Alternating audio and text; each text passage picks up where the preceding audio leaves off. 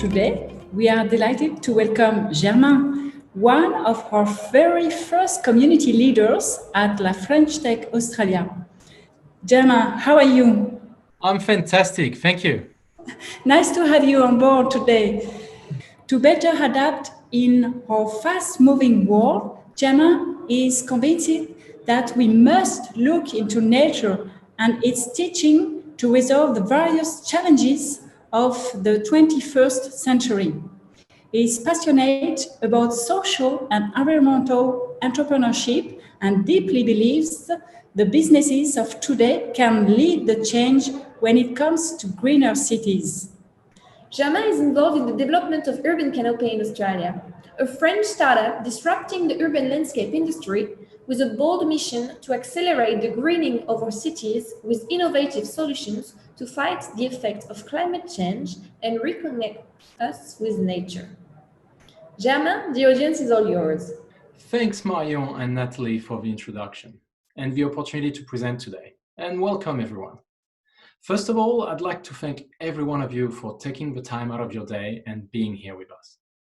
I would also like to thank the French-Australian Chamber of Commerce for putting the event together. And before we begin, I'd like to acknowledge the traditional custodian of the land on which we meet. I personally dial in from Wurundjeri country, and I pay my respect to the Aboriginal and Torres Strait Island elders, past and present. So the topic of this conference is shaping attractive cities.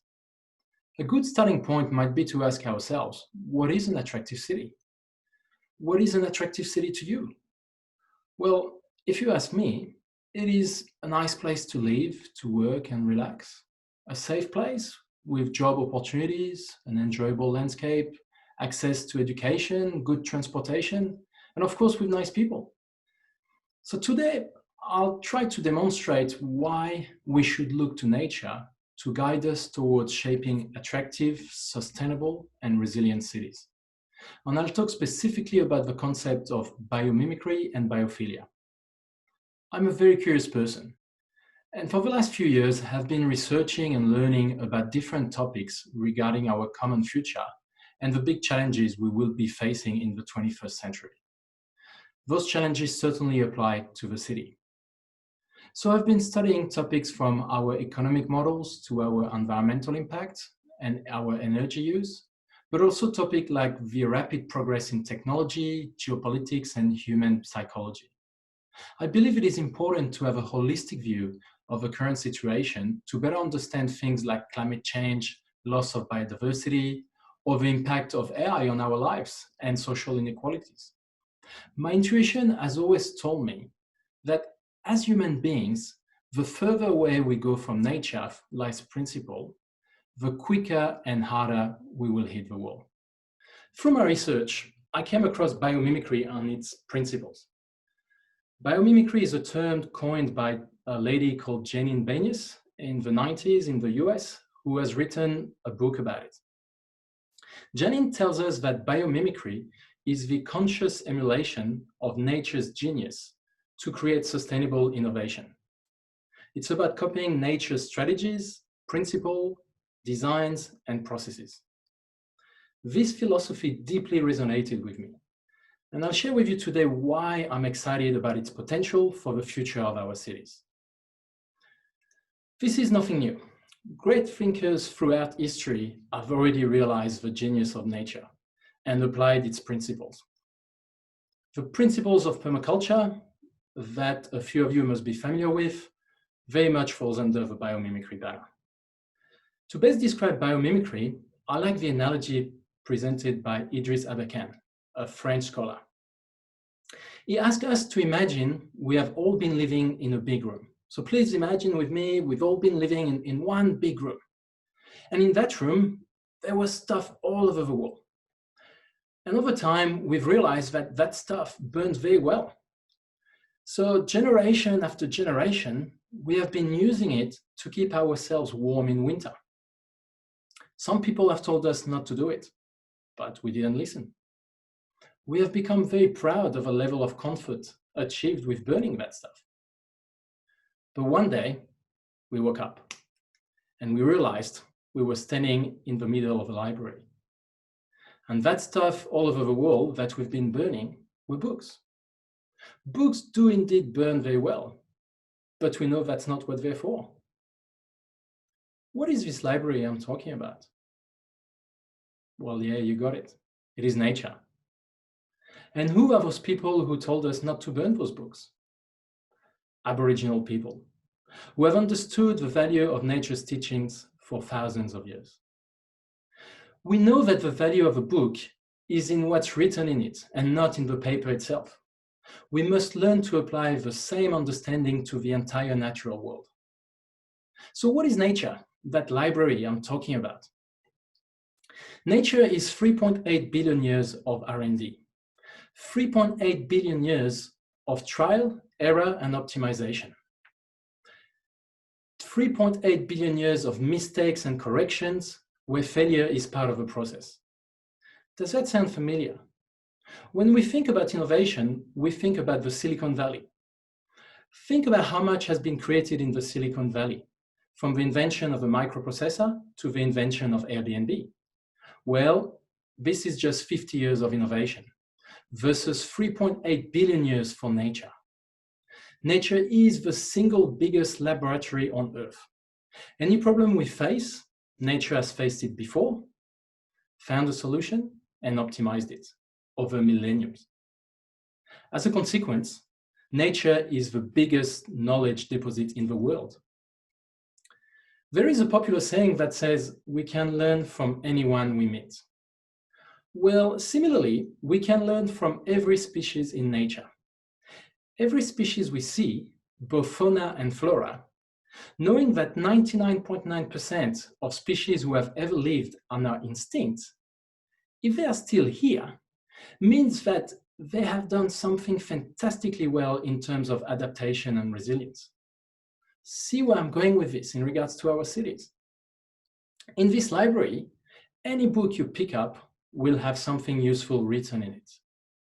Every book is a species that can teach us something. A recipe for a life-saving medicine, an architectural plan, or a revolutionary building material. By looking at nature differently, we can dramatically speed up our R&D processes towards more sustainable solutions. Nature is high-tech. High-tech to the point we can't reproduce it. We can't recreate a cell from scratch, leave alone an organ or an organism.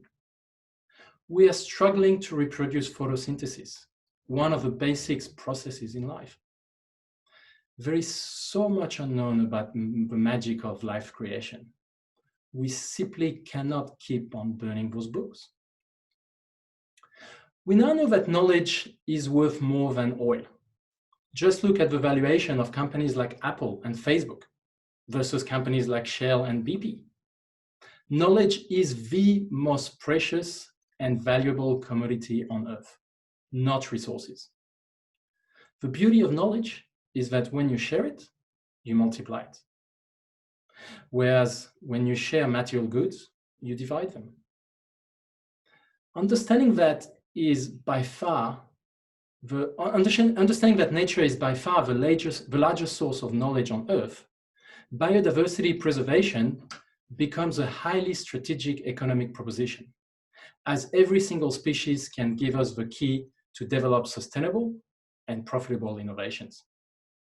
The best way to preserve the natural world is to look at it, be inspired by it, and learn from it.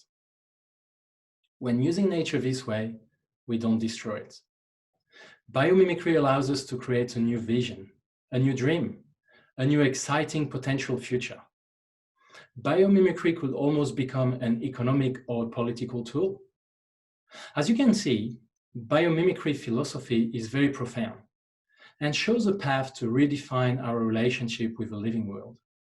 I believe it is the mindset shift we need to overcome the many challenges we are faced with. Now, that was for the theory around biomimicry. Now let's talk about its real-life application. Students of biomimicry have established 3 levels: form, process, and system. I'm going to talk about those 3 aspects and then link them back to how we can apply them to improve our cities. First of all, let's talk about form. How can we learn about shapes found in the natural world? Does anyone know where the technology behind Velcro comes from? Well, it comes from some engineers getting sick of getting burrs stuck on their socks during mountain hikes. So they stopped, looked at it closely, and realized how clever this evolutionary principle to disperse seeds was, and decided to copy it. As a result, the first non-chemical reusable adhesive material was born. When you look through the window in an aircraft, have you ever wondered why the tip of the wings are curved up? Well, it is a design shape copied from the large birds of prey, such as the eagle. It dramatically reduces turbulences in the eagle flight. In civil aviation, the implementation of this simple aspect of nature's genius translates to 10% saving on kerosene consumption. Impressive. In Japan, when wanting to implement the bullet train, they were facing a problem going through the many tunnels located around the country. Indeed, the limited volume of air in those tunnels created increased turbulences and noise when going through them. In nature, the kingfisher travels seamlessly from air to water to catch its prey. The engineers therefore took inspiration in the shape of the kingfisher's beak to make the nose of his train. It allows for slick transition from one environment to the next. Another example, at the Beijing 2008 Olympics, in swimming, 25 new world records were set, the most records of any Olympics ever. That year was also the year most athletes were wearing the brand new Speedo's LZR Racer Supersuit. What a coincidence. It turned out that Speedo R&D teams got inspiration from shark skin. To become the top of the food chain in the ocean, the shark has had to develop pretty cool features, notably in its skin. It is the most aerodynamic surface known to man. Its particular microscopic pattern dramatically reduces water resistance. The swimsuit was then banned from any competitions with claim of technology doping. Looking even closer, researchers found that shark skin also prevents anything to cling onto it. You will never see a mussel stuck on a shark. But this also applies on a much smaller scale, like bacteria scale. This non-stick property is only achieved through structural patterns, no chemical used. Inspired by it, an American company is working on a surface that repels bacteria to be used on medical gloves and other surfaces that we want to keep clean of bacteria, again, without using any chemicals. How handy would that be in the current COVID situation? Now we'll move to the second aspect of biomimicry, processes. What does nature's manufacturing processes look like? Think about a spider web. Aside from its architectural beauty, the material made by the spider at comparable size is far stronger and more flexible than any material we manufacture. And this is done at ambient temperature, atmospheric pressure, and by eating flies and mosquitoes. Pretty impressive, isn't it? Another example is the tortoise shell. It has incredible mechanical strength. It is also made with minimum energy inputs and is 100% biodegradable. Those are only a couple of examples, but they give you a taste of nature's genius I'm talking about. To manufacture advanced materials, our current methods require lots of energy and resources. Think about the energy required to power the furnaces manufacturing the glass we use in our buildings. Same goes with concrete.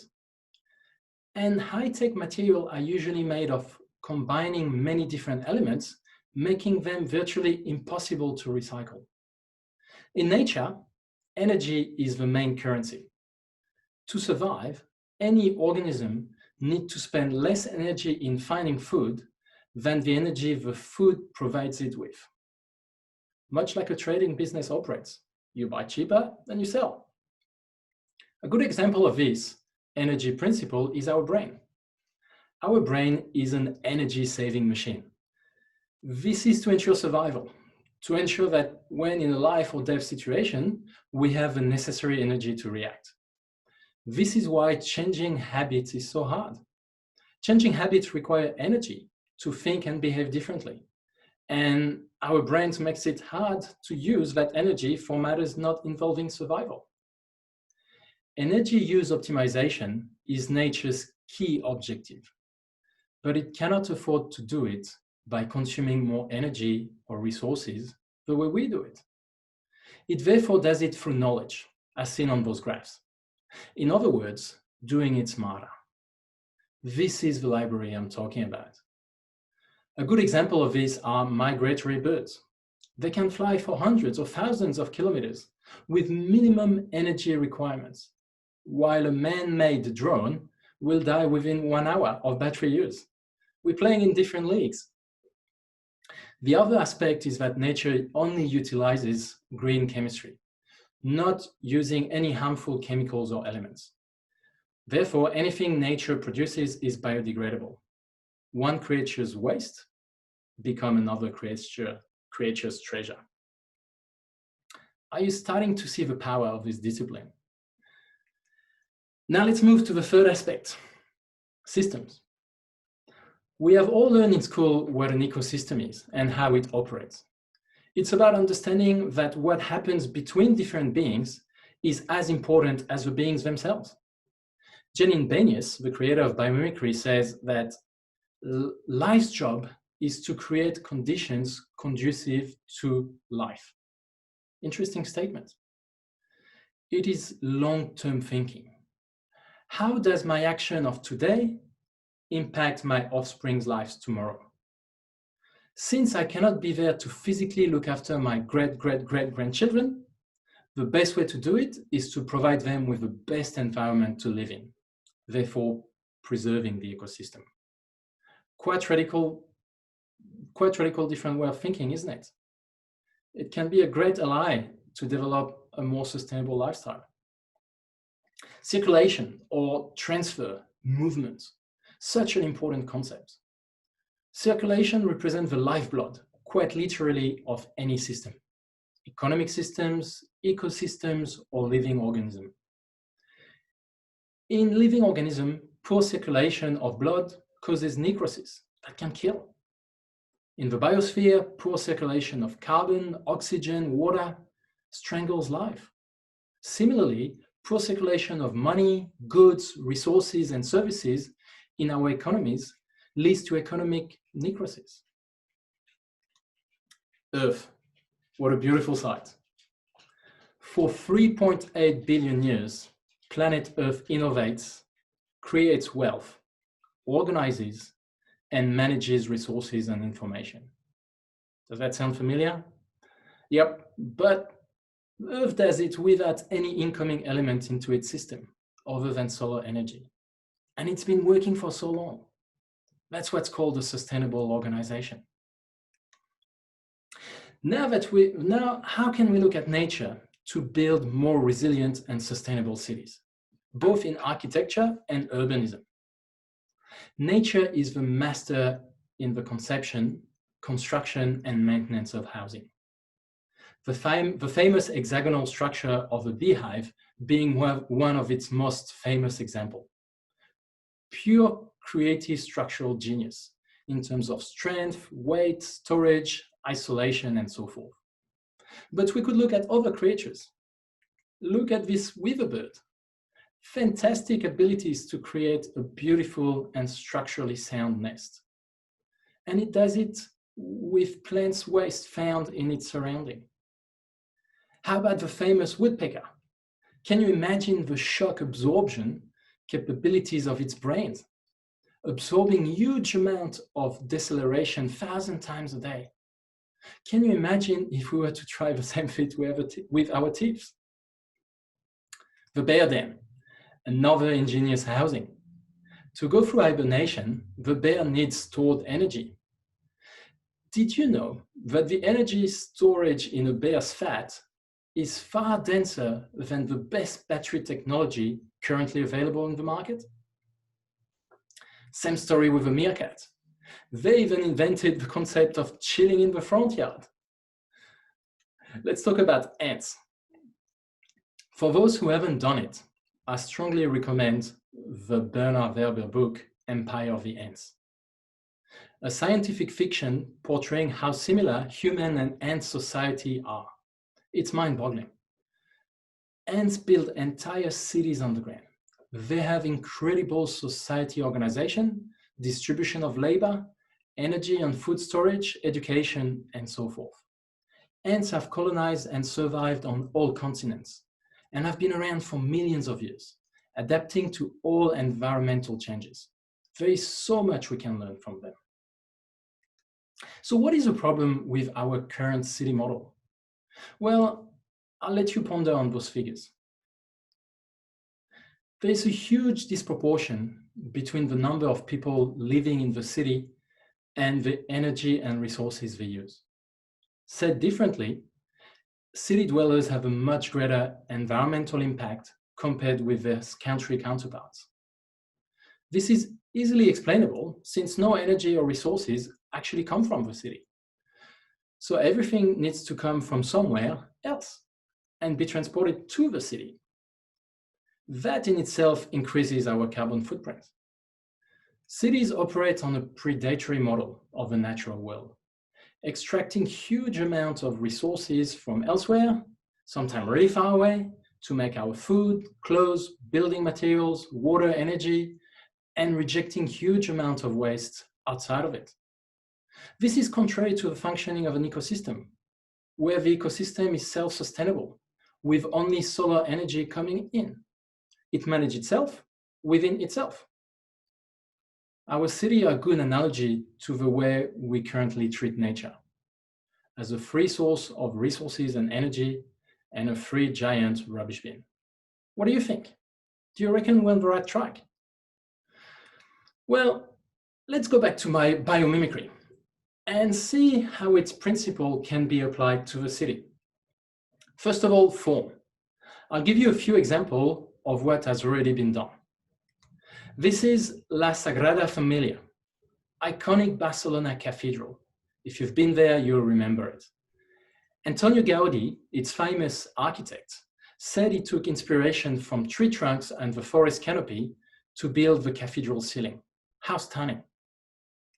Other iconic buildings from around the world, the London Egg and its unique natural shape, Gardens by the Bay in Singapore and its artificial forest shapes, and of course, our very own Sydney Opera House that was inspired by seashells. All stunning architectural feats inspired by nature. This is the Munich Olympic Stadium, built in 1972. Its architect, Frei Otto, was very unconventional for its time, taking architectural inspiration from spider webs and soap bubbles. Well, I'm not going to introduce this building. Less known is the fact that Gustav Eiffel, the architect, took inspiration in the human femur bone to build a tower both strong and incredibly light for its size. It's in the way our bones are built and structured. We have wonders of engineering right inside our bodies. Now, I love this one. One Ocean in Yeosu in South Korea, built in 2012. The structure was designed to pay tribute to the ocean. Its facade mimics the gill of a fish using an innovative biological moving mechanism. Independent ribs or biomimetic louvers are used for air and light regulation. It also reminds us of the wave of the ocean. Genius. Now let's get deeper into what biomimicry of form can offer to our cities. Let me introduce the Eastgate Center in Zimbabwe. Built in 1996 by Mike Pierce, this building is entirely ventilated and cooled naturally. Its inspiration? The termite mounds found in the same country. The termites have invented such an inspiring engineering design to keep their home at constant temperature throughout the day and throughout the year by carefully opening and closing wind tunnels. The design traps the heat of the day in the building envelope, only to liberate it at nighttime through the cool breeze. Cool air comes through the bottom of the building and goes up through the central column, cooling it down.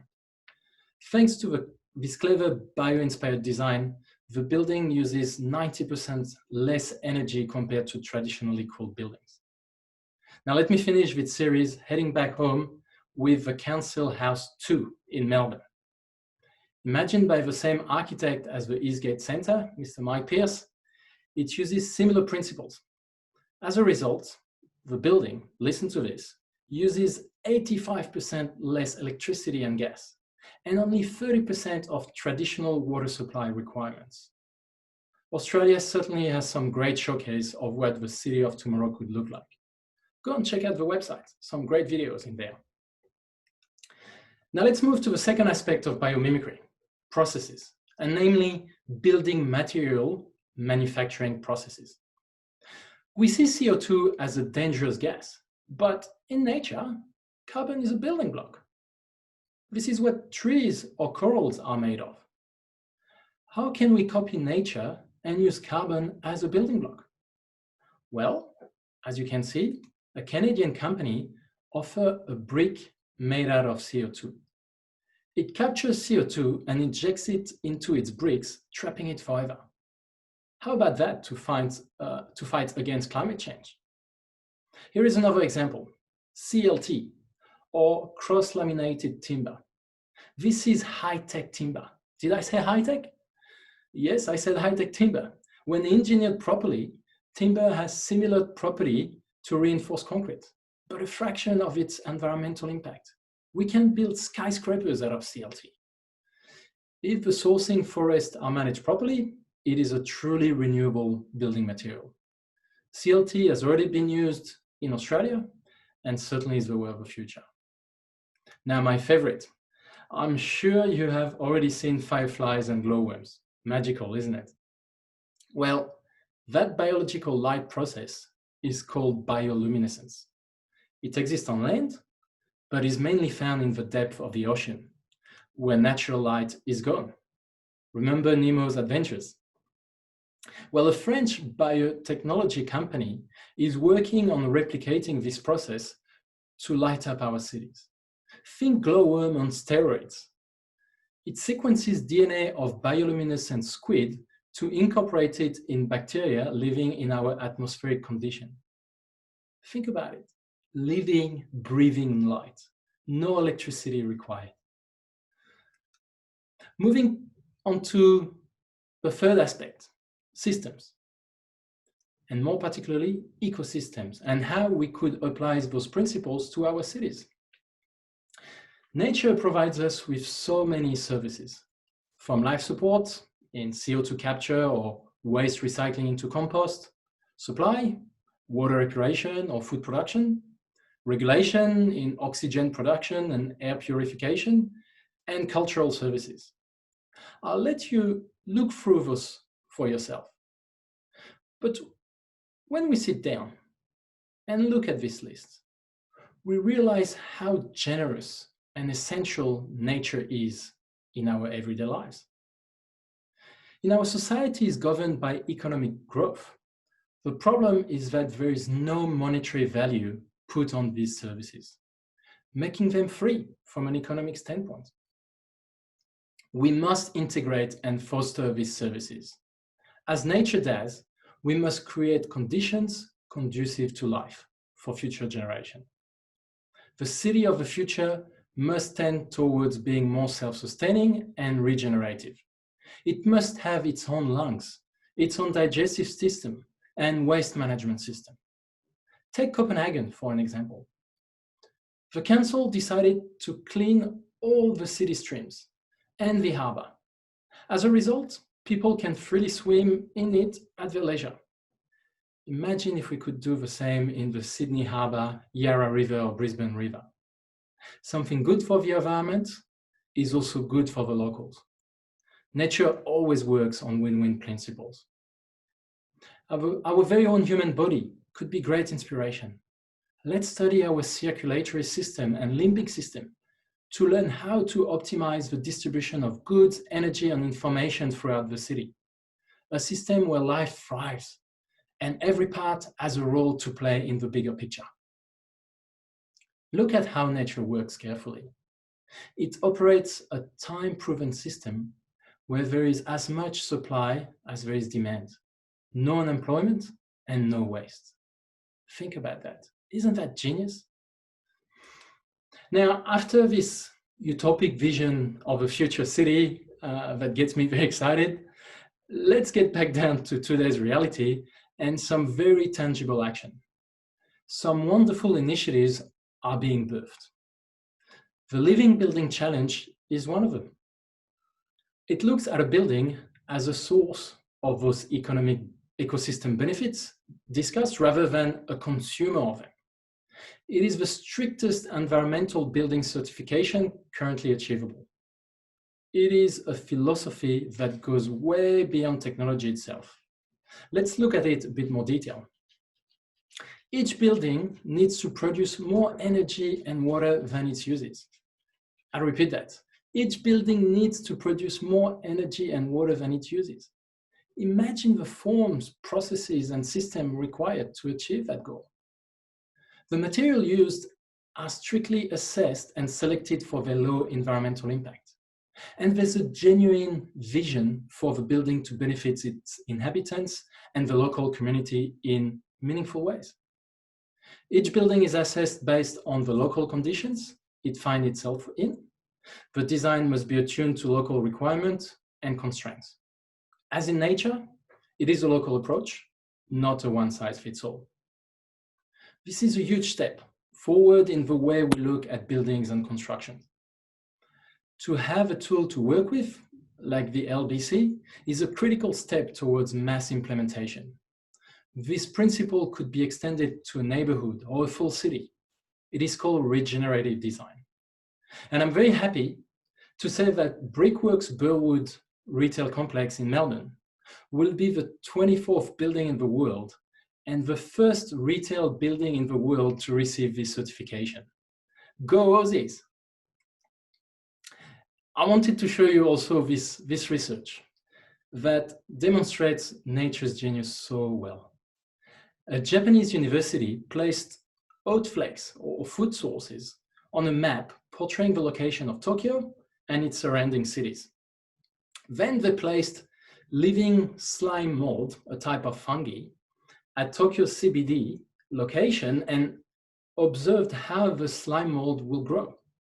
In other words, what was the most energy efficient travel path for the slime to get to food? The results strikingly resemble the actual railway network of Tokyo. How else could we use that type of methodology? The real exciting part with what I've been talking about and all those examples is that we are really just scratching the surface and the potential of the biomimicry approach. Looking at the bigger picture, let me introduce you to your extended family tree. I like this graph because it gives us a perspective on where we, human beings, sit in the living world. A single species amongst so many others with a common ancestor, 3.8 billion years old. As you can see, so many species have habited our planet for much longer than we have, and have ensured the planet is still habitable for us. It's about the definition of success. Nature's view of success is different from ours. A thriving natural environment for future generations is success. And that's how we must look at it too. I have copied the definition of Homo sapiens from Wikipedia. The Latin root word, as you can see, means wise man or discerning man. Look at those drawings that I found. Fair to say that we interact with our habitat currently is more like a spoiled teenager rather than a wise man, isn't it?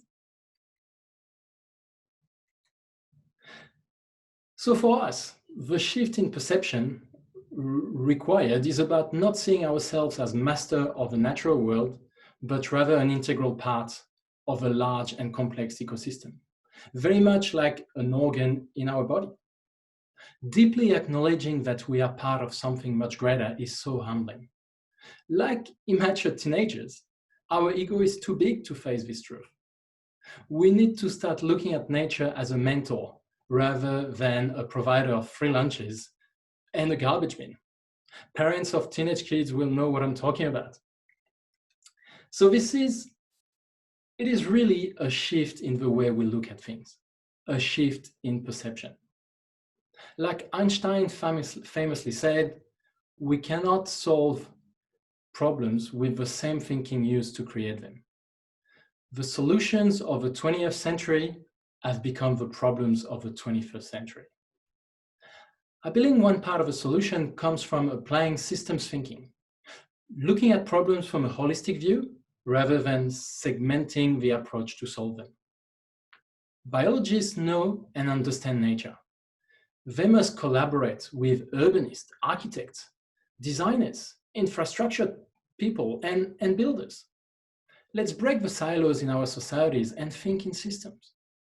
Nature exclusively operates in systems. Our silo approach is not allowing us to see the full picture and the interdependencies between different sectors.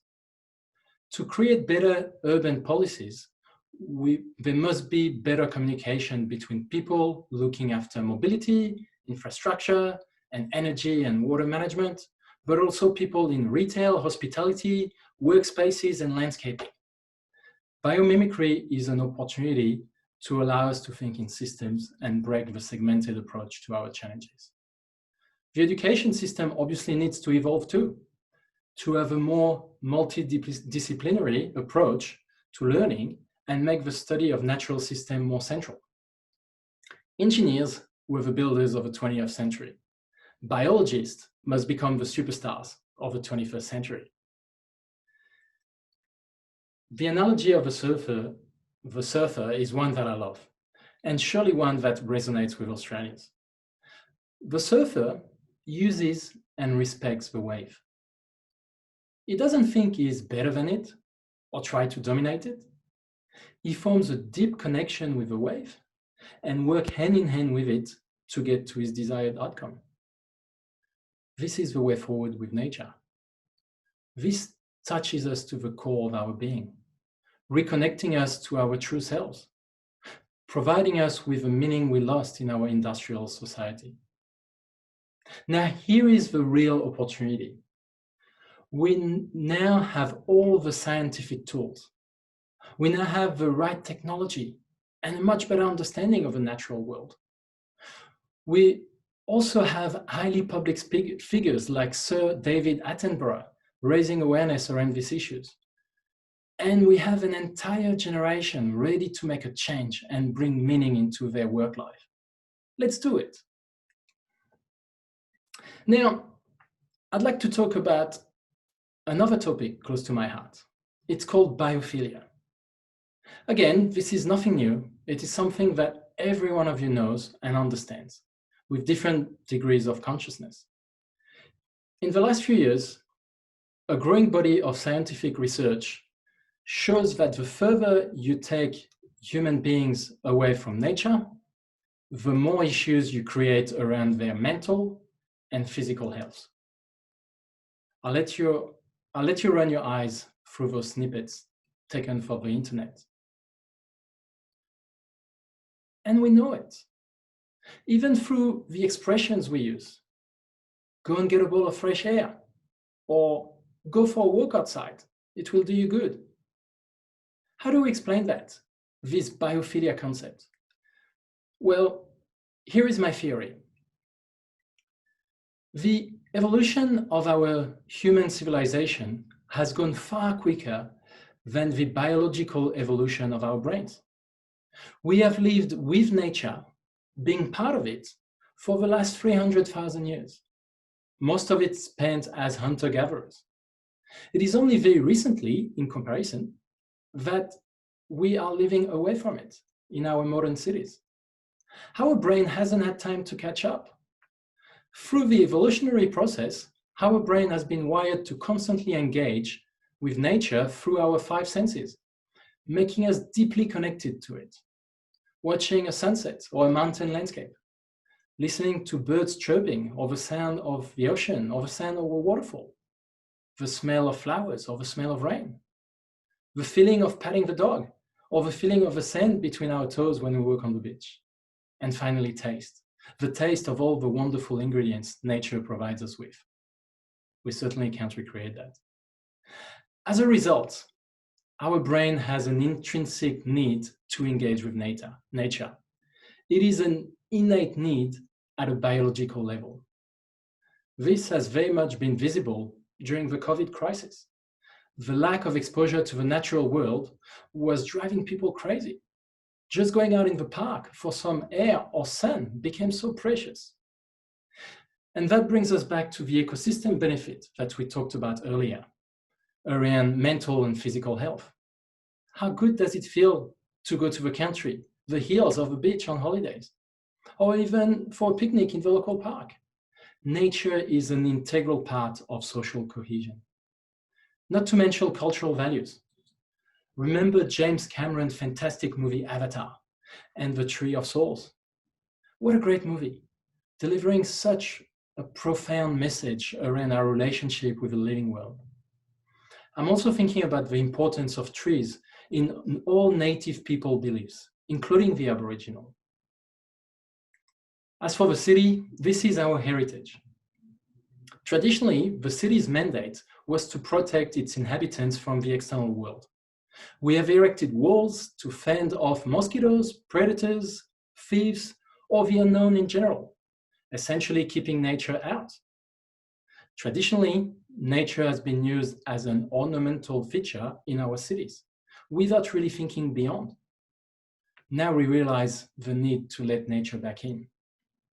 On the back of the scientific studies discussed, a new discipline has emerged, called biophilic design. Biophilic design emphasizes the need to integrate a lot of natural elements within the building. Lots of natural light, plenty of plants, running water for the sound of water, fresh air. It also recommends the use of natural building materials, such as timber, stone, or mud, to name a few. Those materials are also not polluting the indoor air we breathe. And finally, you must use shapes that remind us of a natural world. There is no rectangular or square shapes in nature. This is why people from all over the planet fall in love with buildings like the Sydney Opera House, because it speaks directly to our subconscious. Through all those design features, we can create much more pleasant buildings and cities to live in. This is how to shape attractive cities. Biophilic design can obviously also be applied to designing our homes. We now understand why a room with a view or a sea-facing property is worth more. This is one of a rare examples where ecosystem benefits are given a real economic value. Nature and biophilia offers such a huge pedagogic potential to help people reconnect and wonder at the natural world. Have you ever seen a kid connecting with nature? It's beautiful, revealing deep-rooted behaviors. Biophilia obviously refers to our relationship with the natural world, but it also speaks to our relationship with each other as biological beings. As we've seen through the COVID crisis, how difficult it is to live away from each other. We need those interactions because once again, we are nature and we need each other as much as we need nature. So let me tie all this up with what I currently do. After I discovered the topic of biomimicry and biophilia, I set out to find a company to work with. The plan was to bridge the gap between my professional skill set and my personal beliefs. This is how I came across Urban Canopee and its remarkable offering. Our cities face many challenges, and it must learn to deal with them. starting with rapid urbanization. We saw earlier in the presentation that 55% of the world population lived in city. This is set to increase to 75% by the end of the century, putting further stress on those small, densely populated areas. This often results in increased air pollution for the sheer amount of human activity in those centers. We know that pollution costs millions of lives globally in our cities, but also the increasing issues around global warming. Our cities suffer from a phenomenon known as urban heat island effect. In an urban environment, the landscape is made out of heat-absorbing materials, concrete, asphalt, bricks, all far more absorbing than the natural landscape. As a result, a highly urbanized area usually few degrees warmer than its surrounding, where you find more nature. In Australia alone, known for its heat waves, this is causing thousands of deaths every year and making the city a very uncomfortable place to be in on those 40-odd degree days.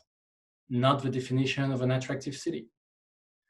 Those challenges are what Urban Canopee sets out to provide. A solution for. I'll introduce you Urban Canopee by showing you this short video. Sit comfortably, grab some popcorn, and enjoy the show.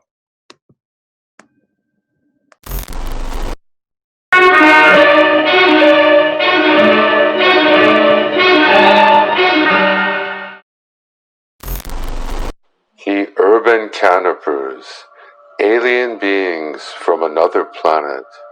Their destination are cities. Their purpose, to green them up and cool them down. David Vincent has seen them.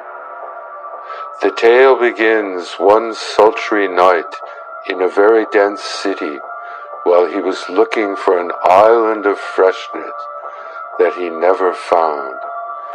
It began with the arrival of these strange urban canopers. Now, David Vincent knows that the urban canopers are here. They have taken human form and have started to green up the cities. Somehow, he must convince a disenchanted world that the dream has already begun.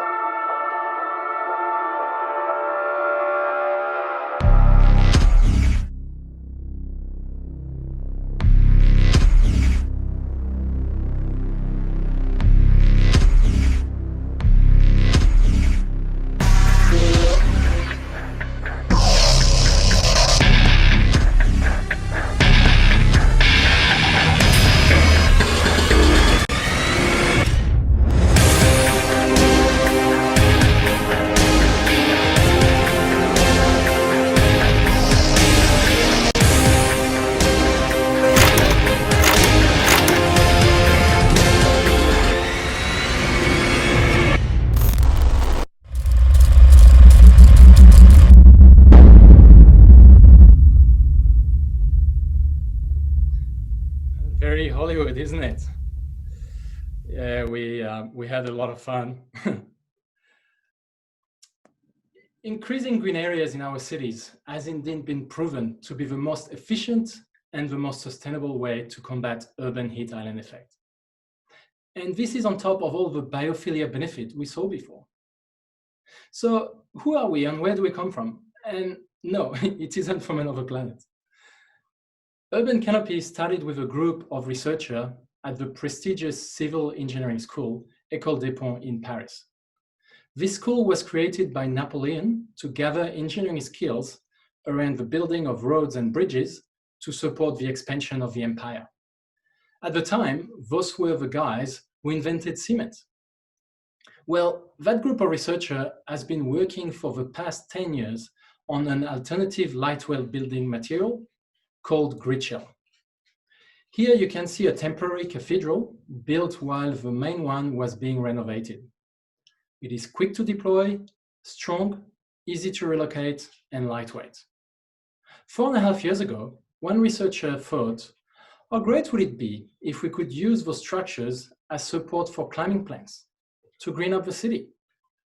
He spoke about his idea to the entrepreneurship teacher of the school, who loved the idea, and the company concept was created. The very first product had a very specific scope. How can we, with a minimum footprint, create the largest canopy cover? The large funnel shape that you see, a shape inspired by nature, funny that, flowers, mushrooms, came out to be the most mathematically sound structure to meet that scope.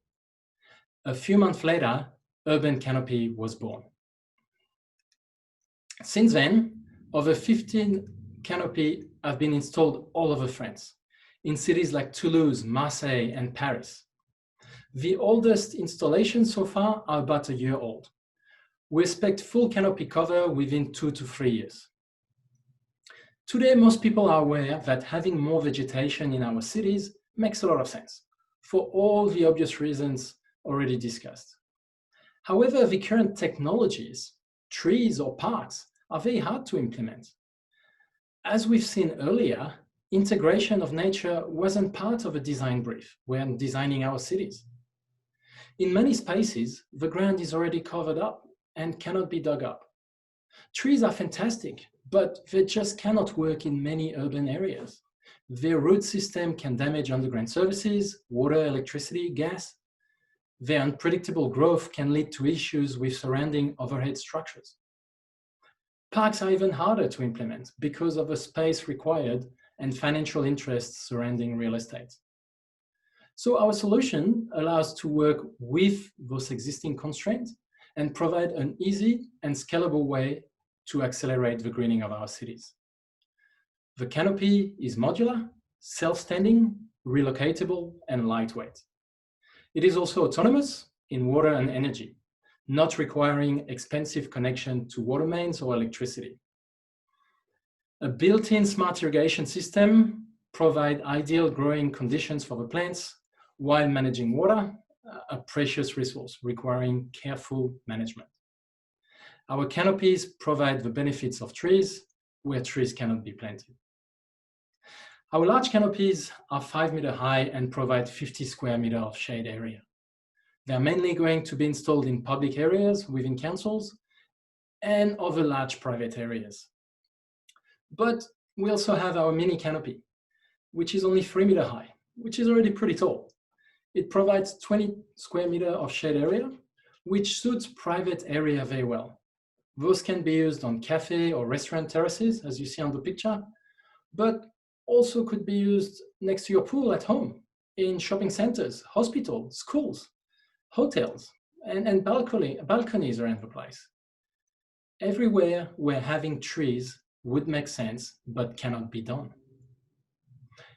Here is a short video modeling what a currently fully concreted area deprived of nature could look like with our solutions.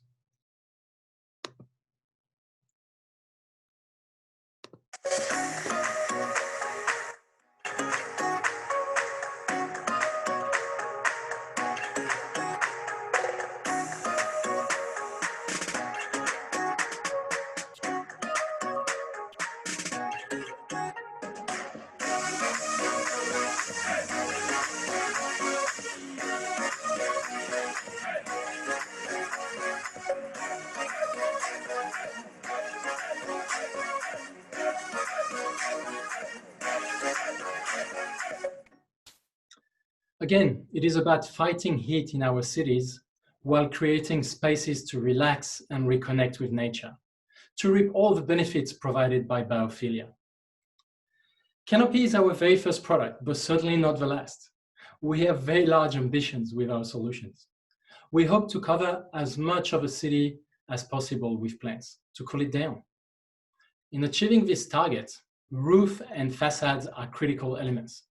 Again, existing technologies are costly and difficult to implement at scale. I'm thinking about green walls or green roofs. They are currently mainly being used in brand new developments where the building design accommodates nature from day dot. However, the bulk of a city is not new developments. It is the existing building landscape As you saw with the example of our temporary cathedral, our technology allows us to create any shape we want. Now imagine structure wrapping themselves around the top of any building, being retrofitted to existing building to add a green layer. This is what we're currently working on. The big picture would be able to approach any city and work with them on a citywide natural aircon system. Quite ambitious indeed, but very achievable. In the meantime, this is the short-term future we want to see for Australia, shaping our Australian cities to remain and become even more attractive cities. Now, thank you for your time and your attention. The topic discussed today are very close to my heart, and I hope you got something out of this talk.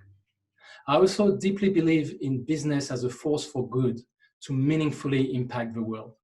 This is what the B Corp certification stands for. It is a label or certification, a bit like the ISO standards, granted to companies that have a positive social and environmental impact. I'll finish on that. For those interested in Urban Canopee, I can be contacted on the details on the screen. Thanks again, and I'll see you shortly in the live Q&A.